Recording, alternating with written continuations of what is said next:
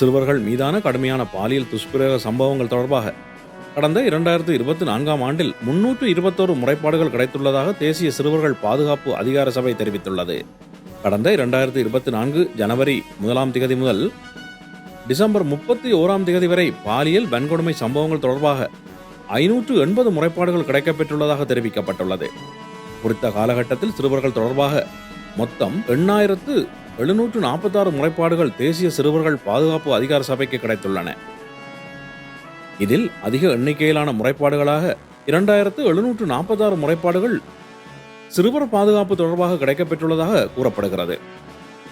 சிறுவர்கள் மீதான சித்திரவதை தொடர்பாக 1950 முறைப்பாடுகளும், சிறுவர்கள் யாசகம் பெறுவது தொடர்பாக 229 முறைப்பாடுகளும் கிடைத்துள்ளன.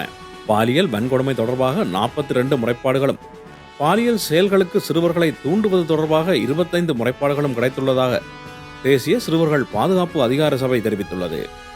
இதற்கிடையில் கடந்த ஆண்டில் குழந்தை திருமணங்கள் தொடர்பாக 14 முறைப்பாடுகள் பதிவாகியுள்ளன. மேலும் நிர்வாண புகைப்படங்களை இணையதளத்தில் வெளியிடுவதாக மிரட்டல்கள் தொடர்பாக 151 முறைப்பாடுகள் கிடைத்துள்ளன. கடந்த 2024ஆம் ஆண்டில் தற்கொலை முயற்சி தொடர்பாக 18 முறைப்பாடுகளும், போதைப்பொருள் பழக்கம் தொடர்பாக 120 முறைப்பாடுகளும் கிடைத்துள்ளதாக தெரிவிக்கப்பட்டுள்ளது.